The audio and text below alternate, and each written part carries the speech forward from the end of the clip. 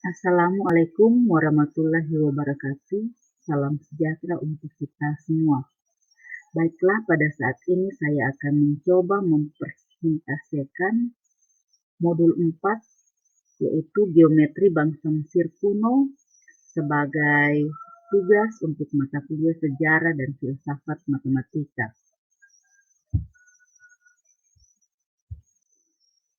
Ada dua tokoh yang dibahas dalam presentasi ini. Yang pertama yaitu siapa saja tokoh yang mencoba menyelesaikan permasalahan konstruksi dari zaman kuno. Dan yang kedua, jelaskan pula kontribusi dari masing-masing tokoh tersebut. Mengapa hal ini penting untuk dibahas? Menurut saya karena mereka adalah fondasi ilmu teknik dan arsitektur. Mereka tokoh yang membantu kita memahami bagaimana teknologi konstruksi berkembang dari masa ke masa. Dengan mempelajari mereka, kita tidak hanya menghargai warisan masa lalu, tetapi juga dapat mengambil pelajaran untuk inovasi masa depan. Tokoh yang pertama yang akan kita bahas adalah Imhotep dari Mesir kuno. Imhotep adalah insinyur utama di balik pembangunan piramida Djoser di Saqqara. Ia dianggap sebagai salah satu insinyur pertama dalam sejarah yang tercatat dan dikenal karena inovasinya dalam penggunaan batu dalam konstruksi monumental.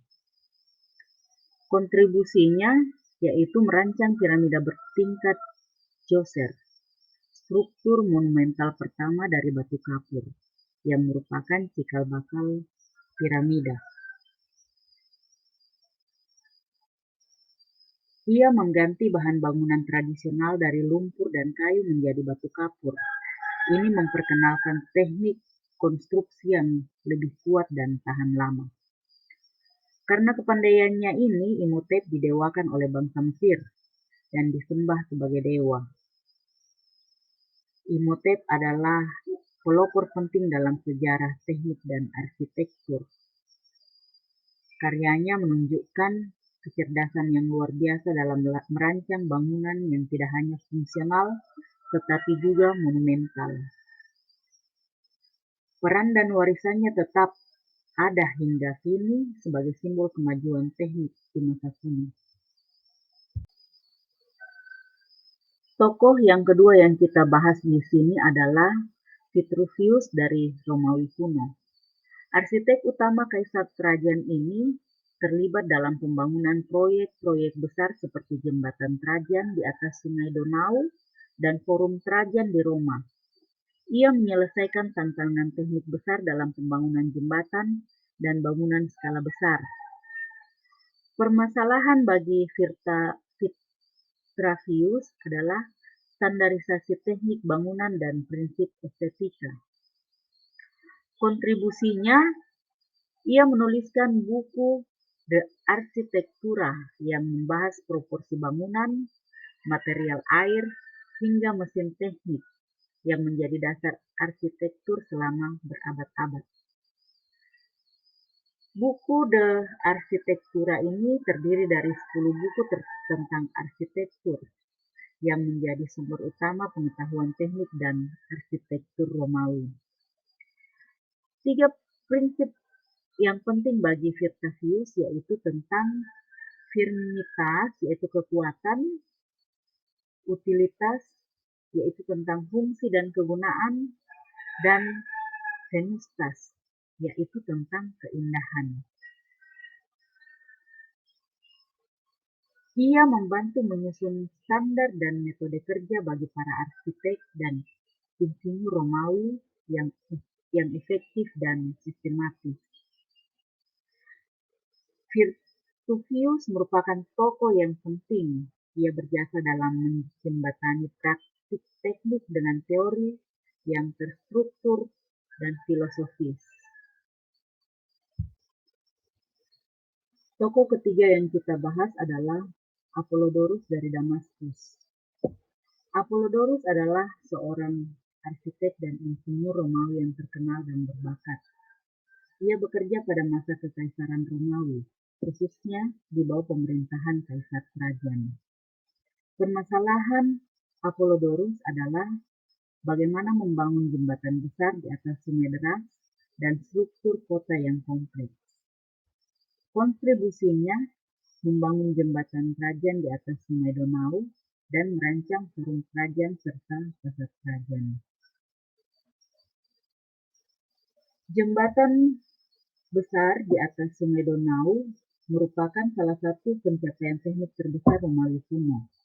Jembatan ini menghubungkan wilayah Romawi dengan Dacia, yang sekarang terkenal dengan Rumania. Jembatan ini memperlihatkan keahlian seorang Apollodorus dalam teknik jembatan besar. Selain jembatan, Apollodorus juga membangun pasar kerajaan. Pasar ini merupakan salah satu pusat perbelanjaan tertua di dunia. Ini juga menunjukkan kemampuannya menciptakan ruang publik yang fungsional dan monumental. Kontribusinya yang lain adalah dia membangun kolom kerajaan. Kolom ini merupakan sebuah monumen setinggi sekitar 35 meter yang menggambarkan kemenangan militer kerajaan atas bangsa Dacia. Dirancang secara arsitektur dan teknis dengan relief yang sangat indah yang menceritakan tentang kisah perang. Apollodorus adalah tokoh penting dalam sejarah teknik Romawi. Karyanya mencerminkan perpaduan antara kekuatan struktur, fungsi praktis, dan keindahan desain. Ia menjadi simbol kejayaan arsitektur dan rekayasa Romawi, serta contoh dari kemajuan teknik pada masa kuno.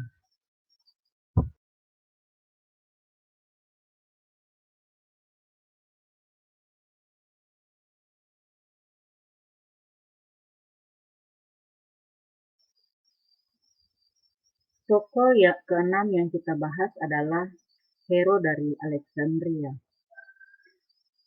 Hero adalah seorang ilmuwan dan insinyur Yunani kuno yang terkenal karena menciptakan berbagai alat mekanis yang canggih pada masanya.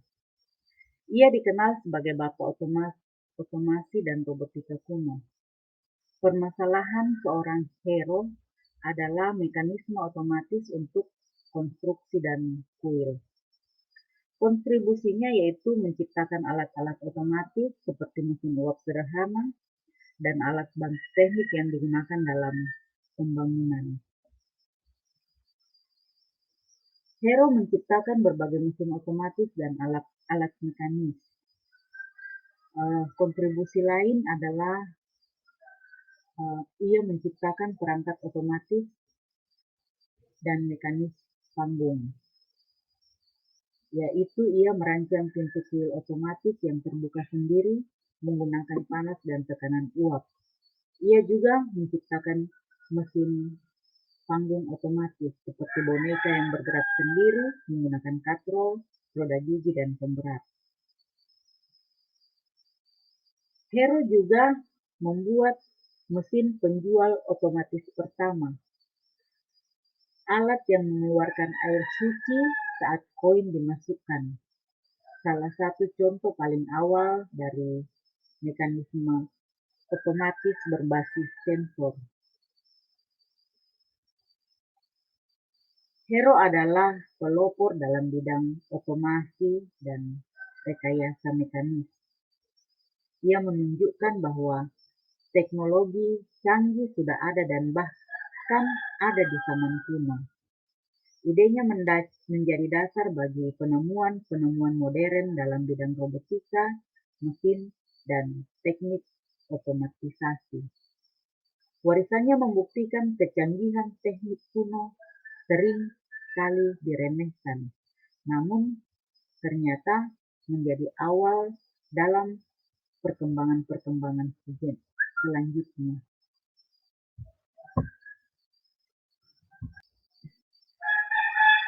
Nah, inilah hasil presentasi kami mengenai tokoh-tokoh konstruksi pada zaman kuno. Yang menjadi kesimpulan dalam presentasi ini adalah Tokoh-tokoh konstruksi pada zaman kuno telah memberikan kontribusi besar melalui inovasi desain, pengembangan teknik bangunan, pengetahuan arsitek yang luar biasa. Pemikiran dan karya mereka menjadi dasar penting bagi perkembangan konstruksi di masa depan. Demikianlah pemaparan kami tentang tokoh-tokoh konstruksi pada zaman kuno dan kontribusi dari masing-masing tokoh tersebut. Segala kekurangan dan saran dari Bapak dosen, bahkan dari teman-teman sekalian, sangat kami harapkan demi penyempurnaan presentasi ini. Demikian, wassalam dan terima kasih.